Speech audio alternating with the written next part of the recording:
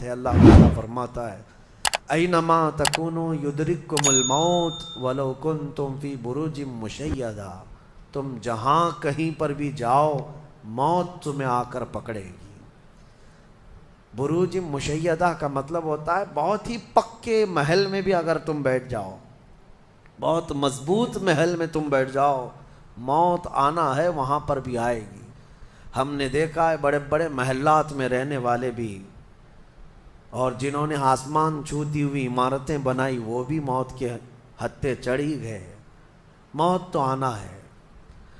آج ہمارا حال یہ ہوتا ہے کہ دنیا میں اس قدر مصروف ہو جاتے ہیں کہ موت کو بھول جاتے ہیں۔ تمہیں پتہ بھی ہے کہ اچانک آنے والی یہ موت بالکل مہلت نہیں دیتی، بالکل مہلت نہیں دیتی۔ آپ اگر آس پاس میں اپنی نظریں ڈالیں تو آپ کے دوستوں میں کئی جا چکے ہوں گے، جن کی عمر زیادہ نہیں تھی وہ جا چکے۔ موت کے لیے عمر کوئی متعین نہیں ہے کہ بڑھاپے میں آئے گی یا بیماری سے آئے گی۔ اچھے لوگوں کو بھی موت آ جاتی ہے، چلتے پھرتے لوگوں کا جنازہ آ جاتا ہے۔ کسی کے لیے بھی کوئی وقت معین نہیں۔ اور قرآن میں اللہ تعالیٰ یہ فرماتا ہے اگر بندہ موت سے بھاگنے کے لیے، جس کو کہتے ہیں پریکاشن لینا، کہیں جا کر کے محفوظ مقام پر چھپنے کی کوشش کرتا ہے، وہ آئے گی موت۔ بزرگوں نے ایک حکایت لکھی ہے کہ ایک بادشاہ کو نجومیوں نے بتایا تھا کہ فلاں دن تمہاری موت آنے والی ہے۔ نجومی ستاروں کا علم جاننے والے اٹکل پچھو سے کچھ نہ کچھ تو بتا دیتے تھے۔ تو اس بادشاہ کو نجومیوں نے جب دن بتایا، اس دن اس نے کیا کیا، ایک ایسا حجرہ، ایک کمرہ بنایا جس میں کوئی چیز آ ہی نہیں سکتی، کوئی چیز نہیں، صرف اس نے ایک سوراخ رکھا ہوا کے لیے، اور اس میں سے مچھر بھی نہ آ سکے، مکھی بھی نہ آ سکے۔ اس حجرے کے اندر وہ چلا گیا۔ وہ پورا دن اس کو تھا کہ میں موت کو چکما دے دوں گا۔ اور نجومیوں نے یہ بتایا تھا کہ بچھو کے ڈنک مارنے سے تمہاری موت آئے گی۔ اس نے کہا بس مجھے بچھو سے بچنا ہے، بچھو نہ آنے پائے ایسا میں پورا انتظام کر لوں گا۔ اس نے پورا ایک راؤنڈ شیپ کا کمرہ بنایا اور اس میں اندر بند ہو گیا۔ لیکن اس کی ایک کمزوری یہ تھی کہ اس کا گھوڑا تھا، بہت بے حد اس کو عزیز تھا، وہ گھوڑے کو چھوڑ کر کبھی رہتا نہیں تھا۔ اس نے کہا مجھے اور میرے گھوڑے کو بند کر دو، آج موت کا دن ہے، اگر آج کے دن میں نے موت کو چکما دے دیا تو پھر ہمیشہ کی زندگی ہے، ٹائم اگر ٹل گیا تو پھر موت نہیں آئے گی۔ تو وہ اس نیت سے وہ روم کے اندر بند ہو گیا اور لوگوں سے کہا کہ کوئی مجھے نہ دروازہ کھولے اور نہ کسی کے لیے دروازہ کھولے، پورا دن گزرنے دو۔ دن گزرتا رہا، شام کا وقت قریب آیا، اس کے ساتھ تھا اس کا گھوڑا اور وہ کوئی نہیں۔ اتفاق دیکھیں، اللہ رب العزت کی طرف سے جو سبب بننا ہے وہ بنے گا۔ اس کے گھوڑے کو بہت تیز چھینک آئی اور اس کی چھینک سے اس کی ناک سے بچھو نکلا اور اس بادشاہ کو ڈنک مارا اور وہیں اس کی موت ہو گئی۔ اینما تکونوا یدرککم الموت، اللہ نے فرمایا تم جہاں کہیں رہو موت آ کر پکڑ لے گی۔ ہمارے علاقے میں ایک ڈاکٹر تھے، وہ کارڈیالوجی تھے، ہارٹ کے اسپیشلسٹ تھے، اور ان کے ہاتھ میں بہت سارے ڈاکٹرز پریکٹس کر کر کے بڑے ماہر بنے، ہارٹ کے اسپیشل ڈاکٹر۔ اور یہ اخبار میں بھی بات آئی تھی۔ اس ڈاکٹر کا حال یہ تھا کہ برسوں آپریشن اور سرجری کر کے لوگوں کے ہارٹ صحیح کیے یا بائی پاس کیے، لیکن اتفاق ایسا کہ ایک دن وہ لیب میں اندر ہاسپٹل کے لیبارٹری میں کام کر رہا ہے ڈاکٹر، اور اس کے ساتھ 4 اسسٹنٹ ڈاکٹر بھی ہیں اور نرسز بھی ہیں، سارے کہاں پر، لیب کے اندر، ساری مشینیں بھی موجود ہیں۔ اس ڈاکٹر کو وہیں پر ہارٹ اٹیک آیا، جو ہارٹ کا خود اسپیشلسٹ ہے، اور دوسرے ڈاکٹرز وہاں پر موجود بھی ہیں۔ انہوں نے اٹھایا، اسٹریچر پر ڈالا، آئی سی یو میں ہی تھے، لیب کے اندر موجود تھے، لیکن وہ چند منٹوں کے اندر ڈاکٹر کی موت ہو گئی۔ نہ کوئی ڈاکٹر بچا سکا، نہ اس کو دوا دی جا سکی۔ سب سے ماہر ہارٹ کا ڈاکٹر ہاسپٹل کے اندر جو سب سے محفوظ جگہ ہو سکتی ہے بیماروں کے لیے، میاں ہمارے گھر میں کسی کو اٹیک آئے تو دوڑ کر کہاں لے جائیں گے؟ ہاسپٹل. اور جو خود کس کے پاس لے جائیں گے؟ ڈاکٹر کے پاس. جو خود ڈاکٹر ہے اور خود ہاسپٹل میں بیٹھا ہوا ہے، اس کو ہی اگر آ جائے، اور قریب میں ڈاکٹرز بھی موجود ہیں لیکن بچا نہ سکے، یہ رب ذوالجلال کا فرمان، جب وعدہ مکمل ہو جائے تو پھر کوئی طاقت تمہیں موت سے روک نہیں سکتی. آپ کو پتہ ہے ایک بہت بڑا شخص ہے دنیا کا جو کئی حکومتیں بدل دیا کرتا تھا، جس کا نام غالباً لیکن ہے، سیمسنگ کمپنی کا. جس سے کوئی تعلق ہوگا آپ سرچ کریں تو پتہ چلے. کوریا کا رہنے والا، اور اس کی وجہ سے حکومتیں بدل دی جاتی تھیں. اس قدر مالدار آدمی، اس کی مرضی کے بغیر تو کوئی حکومت نہیں قائم ہوتی تھی. اتفاق ایسا ہی غالباً 2012 یا 11 کے آس پاس کی بات ہے جہاں تک میرے علم میں چیز آئی. ایسی ایک بیماری میں مبتلا ہو گیا کہ کوما میں چلا گیا، اور اس کا بیٹا تھا ارب پتی نہیں بلکہ اس سے بھی زیادہ، کئی ہزار کروڑ کا مالک. پوری دنیا بھر کے ڈاکٹرز کو بلایا گیا اس کو بستر سے اٹھانے کے لیے، لیکن کوئی ڈاکٹر نہیں اٹھا سکا. کروڑوں کی فیس لی ڈاکٹرز نے، ہر طرح کا علاج کیا. 4 سال تک وہ بستر پر لگا رہا، اس پر نہ جانے کتنی دولت خرچ ہوئی. اخیر میں ڈاکٹروں نے کہا، اربوں روپیے اس کے بستر سے اٹھانے کے لیے جنہوں نے خرچ کیا تھا، بیٹے نے خرچ کیا تھا، ڈاکٹروں نے اخیر میں ہاتھ اٹھا کر کہا اب تیرے باپ کو کوئی نہیں کھڑا کر سکتا، اس کی موت آ چکی ہے، موت ہو گئی. میں یہ کہنا چاہتا ہوں، اللہ نے فرمایا تم مضبوط سے مضبوط محل کے اندر کیوں نہ ہو، موت آئے گی. مجھے بتاؤ جس کے پاس دنیا کا اتنا مال پڑا ہوا ہو، وہ کیوں نہیں خرید سکا کوئی ایسی دوا جو اس کو بستر سے کھڑا کر سکے؟ یاد رکھیں میرے عزیزو، دنیا کی ساری چیزیں اسی کی طرح دھری کی دھری رہ جائیں گی. جس وقت ہمارا بلاوا آ جائے تم قریب میں لوگوں کو دیکھتے رہ جاؤ گے اور آنکھیں تمہاری کھلی رہ جائیں گی. اسی لیے میرے آقا صلی اللہ علیہ وسلم خود فرماتے ہیں، میں ایک سجدے میں جاتا ہوں تو مجھے اس بات کا یقین نہیں ہوتا کہ دوسرے سجدے تک میں زندہ رہوں گا. یہ سید الانبیاء فرما رہے ہیں، رسول رحمت فرما رہے ہیں. اور جس طرح سے آج ہم اپنی موت کو بھول بیٹھے ہیں، گناہوں کی کثرت ہو جاتی ہے، نفس غالب آ جاتا ہے، عیاشیاں شروع ہو جاتی ہیں. موت کا خوف ایسا ہے کہ خود میرے آقا نے فرمایا سب سے بہترین نصیحت کرنے والا تمہاری زندگی میں اگر کوئی ہے تو وہ موت ہے. لوگوں کے جنازے دیکھو اور ان کی بے بسی دیکھو، ان کی مجبوری دیکھو، اور اس کے بعد تم بھی محسوس کرو کہ تمہارے ساتھ بھی یہی کیفیت ہوگی. وہ چھوٹی سی قبر، وہ چھوٹی سی ایک ایسی قبر جس میں نہ چٹائی، نہ تکیا، نہ اوڑھنا، نہ بچھونا، اور ہاتھ چوڑے کرو تو قبر کی دیواریں لگنے لگ جائے، ہاتھ اٹھاؤ تو اوپر کی تختیاں لگنے لگ جائیں. ممبئی والوں کو تو اور بھی چھوٹی قبر ملتی ہے، یہاں تو اتنی چھوٹی ہے کہ ٹیمپرری کھودی جاتی ہے کہ 6 مہینے بعد پھر نکال دینا ہے. میرے عزیزوں، اس ایک چھوٹی سی قبر کے اندر تمہیں برسوں بتانا ہے، برسوں بتانا ہے.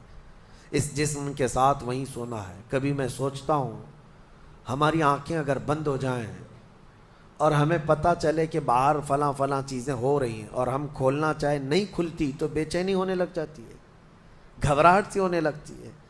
قبر میں یہی حال ہوگا کہ تمہارے اطراف ہونے والے سارے معاملات تمہیں پتہ ہوں گے، حتیٰ کہ حضور فرماتے ہیں قبرستان میں چلنے والے کے پیروں کی آواز تک تم سنو گے. مردہ سنتا ہے، سلام تو دور کی بات ہے، پیروں کے چلنے کی آواز بھی سنتا ہے. اور جب سنتا ہے سارے معاملات لیکن آ نہیں سکتا باہر، کسی کو کچھ کہہ نہیں سکتا، بول نہیں سکتا، کیسی بے چینی ہوگی، وہ کیسی گھبراہٹ ہوگی. بڑے بڑے اولیاء اکرام، حتیٰ کہ سیدنا عثمان ابن عفان رضی اللہ تعالیٰ عنہ، داماد رسول، امیر المومنین، خلیفہ رسول، جب رات کے وقت مصلی پر کھڑے ہوتے اور قبر کی کوئی آیت تلاوت کرتے تو اتنا روتے تھے کہ ان کا مصلی آنسوؤں سے بھیگ جاتا تھا. صبح ان کے مصلی کو نچوڑ کر سکھایا جاتا تھا. لوگ ان سے پوچھتے آپ قبر کے متعلق اتنا خوف زدہ کیوں ہو جاتے ہیں؟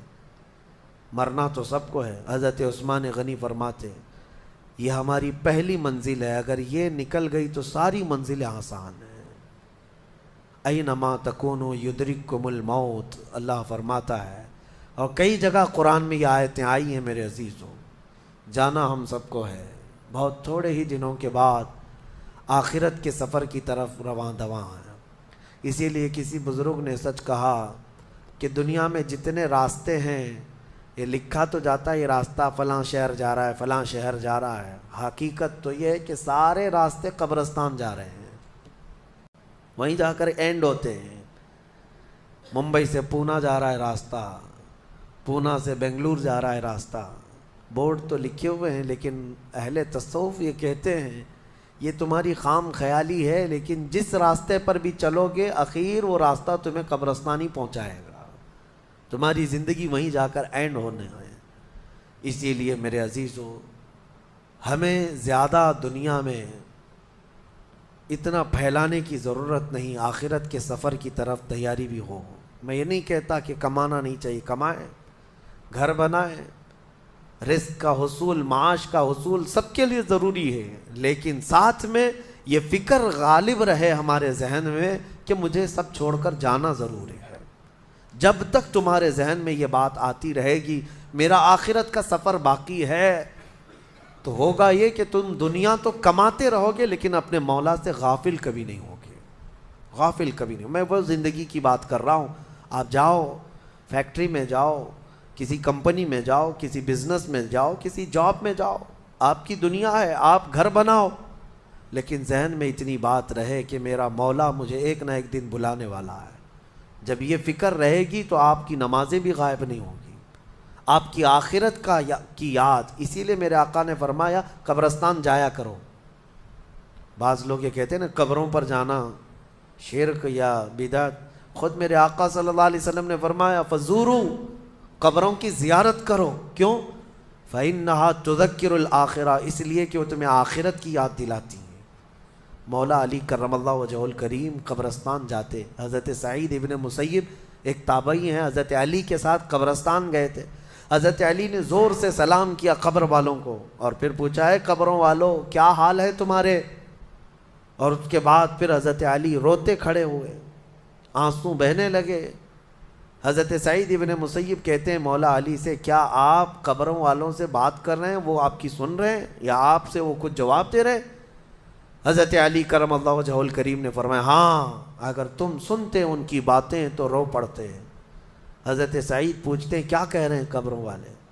سنو میرے عزیزوں، حیدر کرار شیر خدا علی مرتضیٰ فرماتے ہیں قبروں والوں سے میں نے پوچھا کیا حال ہے تمہارے، تو قبروں والوں نے کہا اے علی مت پوچھو ہمارے حال، جن بالوں کو ہم سجایا کرتے تھے ان بالوں پر تو اللہ نے اب بچھو چھوڑ دیے. ہمارے وہ چہرے جو غازے سے ملوث تھے، حسین تھے، ہمارے چہروں پر اب خون اور پیپ کے علاوہ کچھ نہیں رہ گیا. ہمارا وہ جسم جس کے سنوارنے کے لیے ہم دن بھر گھنٹوں لگاتے تھے، آج وہ ہماری قبروں میں کیڑوں کی غذا بنا دی گئی ہے. حضرت علی فرماتے ہیں قبروں والوں نے جب ہم سے یہ کہا تو ہم نے ہمیں رونا آ گیا. یقیناً میرے عزیزوں وہ منزل آپ کی بھی ہے میری بھی ہے، ہمیں بھی جانا ہے آپ کو بھی جانا ہے. حضرت سفیان ثوری فرماتے ہیں ایک چھوٹی سی بچی کو آپ نے ایک جنازے کے پیچھے جاتے ہوئے دیکھا روتے ہوئے. وہ لڑکی اپنے باپ کے جنازے میں جا رہی تھی، رو رہی تھی اور یہ کہہ رہی تھی اتنی بڑی مصیبت کا دن ہمارے اوپر کبھی آج تک آیا ہی نہیں تھا. حضرت سفیان ثوری نے کہا بیٹا تم پر نہیں، تمہارے باپ پر جو دن آیا وہ کبھی نہیں آیا تھا. موت کا دن، موت کا دن سب سے سخت دن ہے، سب سے سخت دن ہے. موت کس طرح سے آتی ہے پتہ ہے؟ فرمایا گیا جیسے ریشم کے کپڑے کو کانٹوں کی جھاڑی پر ڈال دو اور کپڑا کھینچو، کپڑے کے تار تار نکلتے جائیں گے. فرمایا گیا ملک الموت روح نکالنے کے لیے جب آتے ہیں تو اسی طرح سے روح نکالتے رہتے ہیں، انگلیوں سے، پیروں کی، ہاتھوں کی انگلیوں سے، ناخنوں سے روح نکلتی نکلتی آتی ہے. ایک ایک جوڑ سے روح نکلتی ہے. یہاں تک کہ ناک تک اس کو کھینچ کر کے لایا جاتا ہے۔ اور قرآن میں اللہ فرماتا ہے تم اگر دیکھو گے کہ روح کیسی نکالی جا رہی ہے، یضربون وجوہہم وادبارہم، فرشتے آتے ہیں پیٹھ پر، پیچھے مارتے ہیں، زور زور سے مارتے ہیں اور پیشانیوں پر مارتے ہیں اور یہ کہتے ہیں اے نکل جا روح۔ اللہ فرماتا ہے تم اگر دیکھو گے کہ فرشتے کس طرح روح نکالتے ہیں تو کانپ کر رہ جاؤ گے، مار مار کر کے روح کو نکالا جاتا ہے۔ اور یہ چھوٹا سا وقت نہیں ہے، ادھر جھٹکا لگا ادھر موت ہو گئی، لمبا پروسیس ہے، اس سے جو گزرتا ہے وہی بتا سکتا ہے۔ بعض لوگوں کو ایسا لگتا ہے زہر کھا لیا ابھی موت ہو گئی، سوسائڈ کر لیا ابھی موت ہو گئی۔ موت اتنی آسانی سے نہیں آتی، لمبا پروسیس ہے۔ موت سے پہلے فرشتے آ جاتے ہیں، چاہے تم اچھے آدمی ہو، بیٹھے ہوئے ہو، تم کو بھی اگر موت آنی ہے تو تم پہلے فرشتوں کو دیکھنے لگ جاؤ گے، لیکن بتا نہیں سکتے کسی کو۔ موت سے تھوڑی دیر پہلے فرشتے قریب آ جاتے ہیں۔ پہلے جماعت فرشتوں کی آتی ہے، پھر ملک الموت آتے ہیں۔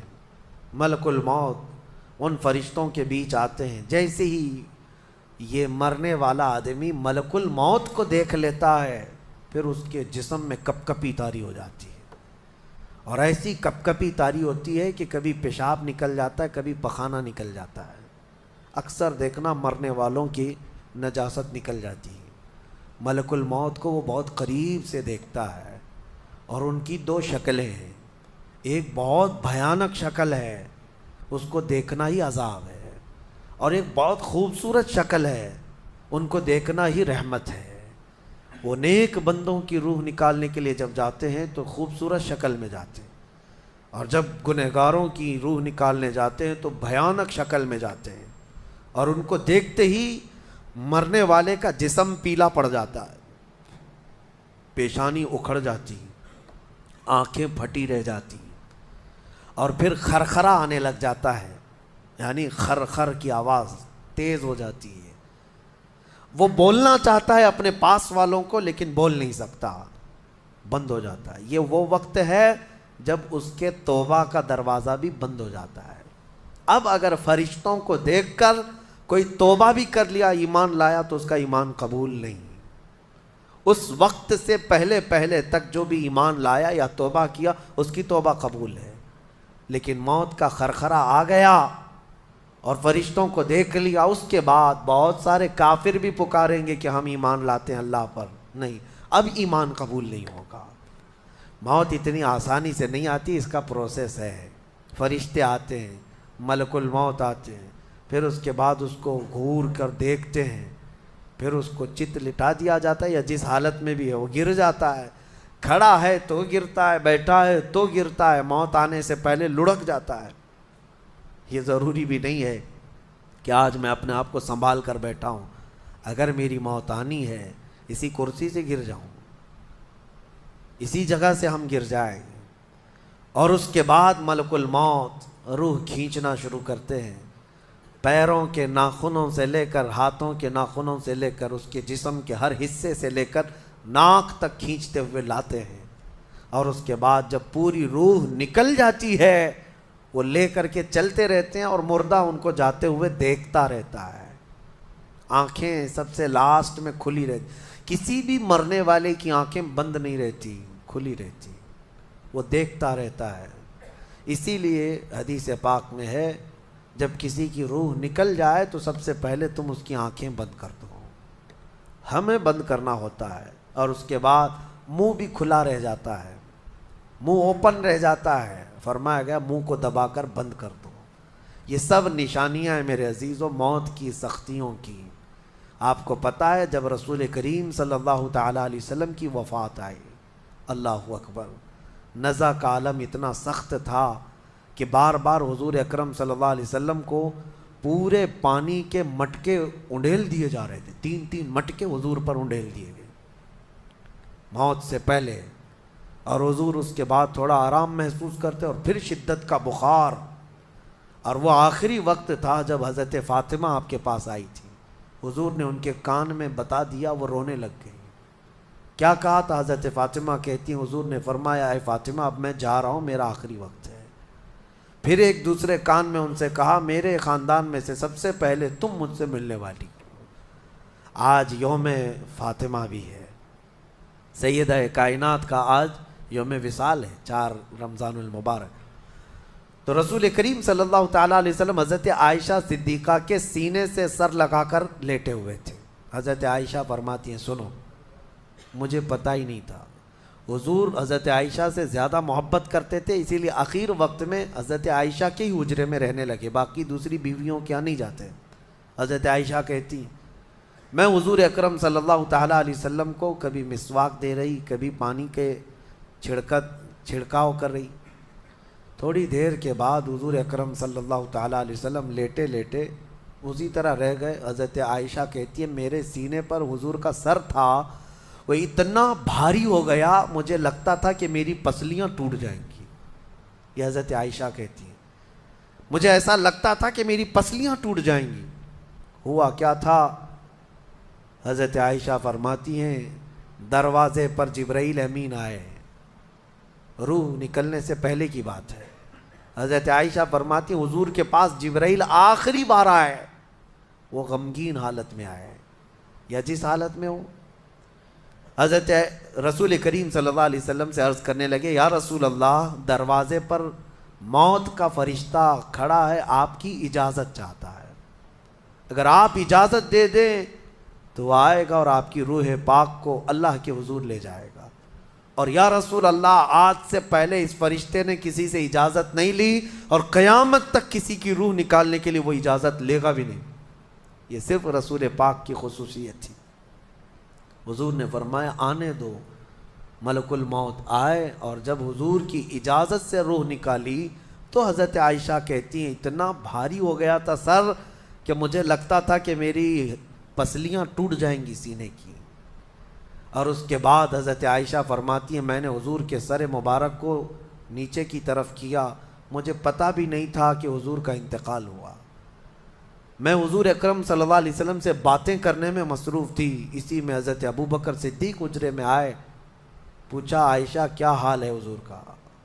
حضور اکرم صلی اللہ علیہ وسلم کو دیکھا حضرت ابو بکر نے اور پیشانی مبارکہ پر ہاتھ رکھا تو وہ بہت ٹھنڈی تھی، ماتھے کو بوسہ دیا اور ایک آہ بھری اور ایک جملہ کہا تھا یا رسول اللہ ایک بار موت آنی تھی وہ آپ پر آ گئی، اب موت کی سختی اللہ دوبارہ کبھی آپ کو نہیں عطا کرے گا۔ موت کی سختی کیونکہ حضور کو انہوں نے دیکھا تھا، کئی دنوں سے تکلیف تھی، 13 دن تک حضور پاک صلی اللہ علیہ وسلم کو تکلیف تھی، 13 دن تک۔ حضرت ابو بکر کہتے ہیں یا رسول اللہ اب موت کی سختی دوبارہ کبھی نہیں آئے گی، جو اللہ کا وعدہ تھا وہ پورا ہو گیا۔ پورا کھل کر کے رو بھی نہیں پا رہے تھے ابو بکر صدیق اور اپنے اندر دبا بھی نہیں پا رہے تھے۔ موت کی سختی انہوں نے دیکھا اور اس کے بعد کہا اے عائشہ کیا دیکھ رہی ہو، اللہ کے رسول ہم سے رخصت ہو چکے۔ پھر انہوں نے آ کر مسجد میں اعلان کیا اے لوگو اللہ کے نبی کا انتقال ہو چکا۔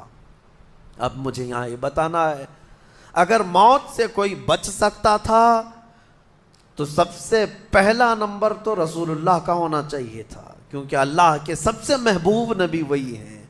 جب رسول پاک صلی اللہ تعالیٰ علیہ وسلم کو بھی موت آئی تو میاں ہمارا اور تمہارا شمار نہیں، چاہے 100 سال زندگی مل جائے لیکن مرنا ضروری ہے۔ بہرحال یہ باتیں بڑی طویل ہو جائیں گی۔